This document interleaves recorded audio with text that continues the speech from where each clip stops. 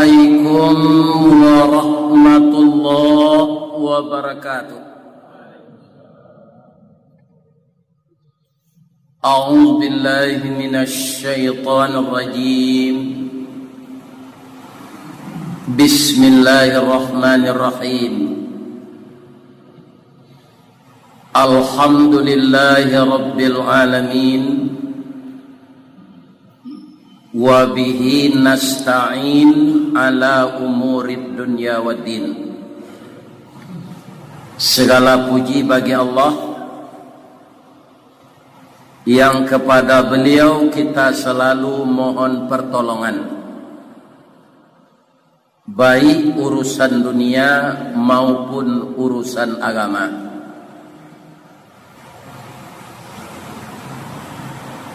Karena urusan dunia ini kita lihat dengan perkembangan teknologi,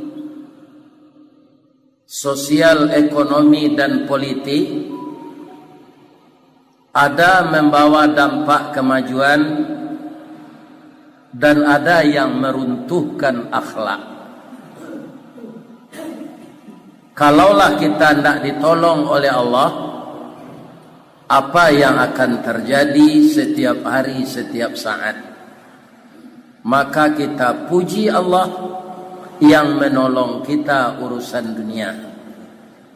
Orang tukang dendang menyabui di bawah padang, 5 kapeh jo 5 sariang, katigo jo 5 lunggo, makin kateh kamukin sariang, antah kabaanan katibo. Itu urusan dunia. Dan urusan agama kita lihat, bapak-bapak dan ibu-ibu para jemaah, agama Islam ini banyak disangka oleh orang penghalang. Dan malah ada orang Islam, kalau hukum Islam itu diterapkan dan aturan Al-Quran dijalankan, itu akan kacau katanya. Manusia adalah ciptaan Allah. Al-Quran sebagai pengatur hidup manusia diturunkan oleh Allah. Sama juga kita membeli Honda, Pak. Buku petunjuknya dari ya? Dari pabrik Honda. Kalau kita beli Yamaha, buku petunjuknya juga dari pabrik Yamaha. Kalau kita beli Suzuki, buku petunjuknya juga dari pabrik Suzuki. Kalau dipakai buku pabrik Suzuki ke Yamaha, hancurlah motor itu. Karena manusia ini diciptakan oleh Allah, kalau dia cari sesuatu hukum di luar hukum Allah, manusia itu lama-lama akan hancur. Allah menyebut di dalam Al-Quran, wa man lam yahkum bima anzalallah faulaika humul kafirun. Siapa yang membuat hukum selain dari hukum Allah, orang itu sama saja dengan kafir. Wa man lam yahkum bima anzalallah, dan siapa yang mencari hukum selain dari hukum Allah, faulaika humul fasiqun, dia fasik. Para jemaah yang terhormat, untuk itu walaupun hukum Islam itu tidak akan pernah jalan sampai sekarang di negara kita ini, karena negara kita dasarnya Pancasila. Namun pribadi kita masing-masing ini, aturlah diri kita dengan hukum Allah, jangan dengan hukum-hukum nan kelama di awak. Bapak-bapak dan ibu-ibu, mudah-mudahan hidup kita ini aman. Amin ya rabbal. Kemudian salawat dan salam sama-sama kita ucapkan selalu untuk junjungan umat Nabi besar Muhammad sallallahu alaihi wasallam. Allahumma salli ala Muhammad wa ala ali Muhammad. Untuk tausiah kita pagi ini, kita baca Al-Quran surat Al-Ma'idah. Al-Ma'idah bahasa wawaknya hidangan. Ada je orang menyebut jamba. Kalau hidangan jo jamba ko biasanya apa? Kalau kita madon kenduri barale. Tapi beko sudah sembahyang subuh ko jangan pulang ada lo jamba sini. Ya kan? Bapak-bapak, dalam suatu kenduri ada tamu, ada si pangka, ada si ale, ada si pangka. Kalau tamu ale ko datang, ada tamu di bawah duduk, ada ale di bawah makan. Dia dia nasi nan sapiriang, samba nan sabinje. Sawalun itu dilataan ke tengah-tengah ale nan duduk, orang dulu minta maaf, kamalintih orang duduk. Katanya, salindi nak orang piangke tapawi di tanah batu dipikir anak orang lambah badan ciang mangko babuni. Diriri bana muampe disaf bana moduo karano janang kamana tiang katangah ko ado ninik mama jo orang siak tado tabulakangi talintehi karano kamana tiang jamba kami si pangka minta dimaafkan. Jawab orang setelah mupakat ninik mama ko alam nyolawe. Barumbuang ndak usah disawuk, babana ndak abi diminto, kayu ndak usah dirimbo, bintang ndak usah dilangi. Lalulah kata beliau mana tiang jamba, lah kami maaf lah ye jawatin. Pamaaf gadang pahalo, parelah gadang paidah. Lah dapat izin mode itu di tiang jamba leh. Kemudian jambalah di tatiang lah cukui sadonyo. Orang kau mengecek lo sekali lain. Nyek iyo kabarundiang je nyek sepatah lain. Dicaliak suuk dikida dipandang kiri jo kanan rupo nan kita liek roman nan kita tengga. Tali kaye panjang 9 orang mamapeh hateh pelang kanelah anak lumbo-lumbo ambil air basuh lah tangan makan lah nasi nan taidang. Kita abihan jo samba-sambanya. Orang nan datang baralik ko jauh pak dari Kuantan Singi ke Pekanbaru. Jalan berlubang-lubang, paruinya sedang lapar. Singke senya jaweknya. Dari Pitalah ke Batipu hari Gampo di Padang Panjang sedang ke sawah kami liamu konon memakan nan taidang. Hanya tapuang zadoane. Abi itu kalau tibo edangan diawak baralik. Ternyata Al-Quran ada pula namanya surat hidangan. Dihidangkan ayat-ayatnya ini oleh Allah kepada kita secara jelas dan tidak perlu kita keragui. Karena di dalam surat Al-Baqarah Allah telah memberikan ketegasan stressing, ya kan? Zalikal kitabu la raiba fihi. Ini kitab yang saya turunkan kepada engkau ini, jangan ragu-ragu. Dia itu petunjuk bagi orang yang takwa. Jadi kalau ada kita nak ragu jo kitab Al-Quran ko pak, itu kesansaro sampai mati. Ragu melintih jalan sebab sudah maju tu surui balik, maju surui balik. Supir oto na membawa otonya ragu lo, tantak awak. Maka dengan peraturan Allah jangan kita ragu. Kalau ada peraturan Allah ko yang bertabrakan jo pandape awak, jangan peraturan Allah nang ke diubah, perangai awak nang ke diubah. Bertanya membawa ke apa-apa ibu-ibu subuh nan datang subuh apa. Kita kan pakai topi masing-masing. Ada orang menyebut kopiah. Kira-kira mana dahulu kopiah gojo kapalo? Mana dulu? Dahulu kapalo. Kalau kopiah sampi kapalo nang kedi tarah atau kopiah nang kedi tukar. Kebanyakan orang gini pak kapalonya nang tarah. Iya kan? Ndak kopiahnya tukar. Kapalo ko lah dahulu dari kopiah. Iya kan? Kopiah nang kedi tukar. Peraturan Allah itu adalah mutlak benar. Nafsu kita banyak yang bertentangan dengan itu. Maka itulah yang harus kita tundukkan. atau mengko minta tolong awak ke Allah taruh. Karena iblis diizinkan lo di Allah menggoda awak. Di musaji mendengar kaji ko pak, 3 bisikan iblis. Hati-hati pak.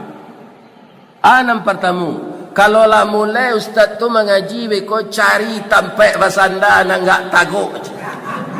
Tu kecil iblis. Kalau basanda tu kan mato tekan tu dia. Iya kan? Kalau ndak amu mato lalu cari kawan suuk kida tampai mau taj. Ustaz tu mengaji awak cerita lo. Ada nak jemaah kita calik pada itu? Ditoluk kan tak ada kan? Tampai lain banyak. Baiko kalau lama na ustaz tu mengaji cari pintu tampai lari keluar. Ya kan? Atau bisikan iblis nan ka kita jago sedang mendengar kaji di masjid. Begitu setan itu Pak. Dalam salat Pak, kalau bab piciang awak ketika bani kemangke takbir. Saat itu sangat khusyuk tu Pak.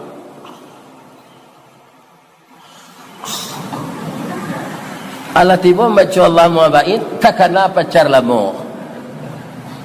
Apa-apa ini. Aju tu setan selalu mengganggu manusia ini. Makanya kita tidak akan mampu melawan setan itu tanpa bantuan Allah. Kalau boleh hamba contohkan Pak, bamengko setan tu barek melawannya dia awak. Pertamunya tua dari awak. 6.000 tahun sebelum penciptaan Adam, iblis itu sudah ada dalam surga. Ini perlu kaum muslimin kita ingat-ingat. Kalau nanti iblis masuk neraka, tidak ba'ala itu Pak. Karena nyolah mencuba di sarugo 6.000 tahun. Dan masalah apa-apa jamboknya. Sudah umur pendek masuk sarugo, lalu mencuba nanti masuk neraka lo. Berapa malang Pak? Iblis tidak. Dia sudah lama dulu di surga. Masuk ke neraka nanti tidak ba'ala. Ya kan? Yang kedua, dia melihat kita tidak melihat dia. Apa-apa kalau banyak nan sagai embo kok. Mungkin ada nala gaik dari embo. Pernah tidak menceli iblis? Jawe lah banyak aniang. Ada tak? Ada. Cubalah awak balawan, jolawan dan tidak tampak. Ya kan? Begitu bapak-bapak. Sedangkan lawan nan tampak tu ya kan? Ada je orang yang kalah dek lawan nan tampak tu. Jadi lah orang tinju. Orang tanding tinju tu. Nampak lawan tu. Tapi kalah aja. Ini lawan kita tak tampak.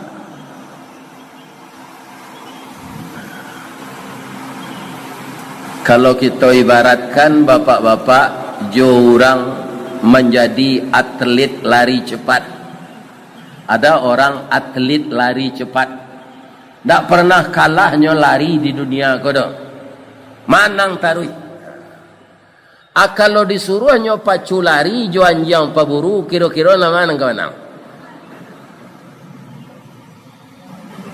Atlet lari cepat yang terlatih, disuruh batandiang lari, juan jang paburu, kira-kira mana nang kemanang. Lah salamu ko hidup, tak ada tentu dah. Kalau menurut embo Pak, kalau logikanya pasti anjang paburu pemanang. Bab itu nyo kakinya sampai lari. Badannya ringan dari awak. Awak kalau dicuba lo lari kaki sampai itu tambah parah awak dia cubalah. Sedang kaki dua payah awak. Apa lagi? Kaki sampai. Tapi bisa kalah anjang paburu tu de atlet lari cepat bisa. Baca ronya mengecek awak ke orang punya anjang ke. Ya kan? Dah, yo ambokan kepacu lari jo anjang dah apa. Tak mungkin ambo manang. Tapi kutiko ampi-ampi ke kalah beko udah imbo anjang ko kelakang ya. Ini bapak ini. Ya kan? Pasti anjang tu kalah dah. Sebab anjang tu setia aja tuannya nak membau.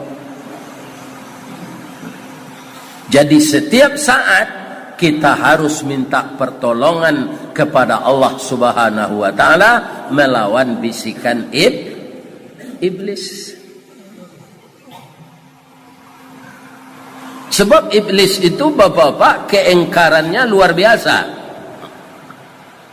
Apa kata Allah kepadanya? Apa yang menyebabkan engkau enggan saya suruh memberi hormat kepada Adam? Qala ma mana'aka alla tasjuda illa amartuka. Jawab iblis simpel saja Pak. Ana khairum min. Saya lebih baik dari Adam itu. Khalaqtani min nar wa khalaqtahu min tin. Engkau ciptakan saya dari api, Adam dari tanah. Sebenarnya maranuang iblis tu nampak no sebentar lo Pak. Kau tetap saya langsungnya jawab. Untuk apa dia merenung? Antara api dan tanah itu Pak sama-sama berguna. Tidak ada kelebihan api dari tanah. Aku iblis membanggakan kejadian. Jadi kejadian, kesukuan, kebangsawanan jangan dibangga-banggakan. Allah tidak akan melihat itu. Yang dilihat Allah ketakwaan. Sebaik-baik dari golongan kamu itu orang yang takwa, yang paling takwa kepada Allah. Ada iblis asal kejadian kau nanya banggakan. Oh tanah, api itu pegunung kedua. Kalau untuk memasak-masak apa-apa itu api pegunung. Biar api manual, biar api modern. Saja nak kita masak. Tapi bangunan bisa didirian di atas api? Tak bisa dah Pak, tawakalnya. Aku nak lupa iblis. Api modern ada kompor gas. Kalau tiba di periuk untuk batanak ada namanya rice cooker. Pange-angean se namanya magic jar. Untuk mengocok talu mixer, untuk penggiling lado blender, untuk membersihkan karpet vakum cleaner. Suami nangadang kerengkang buser. Buruk serenge.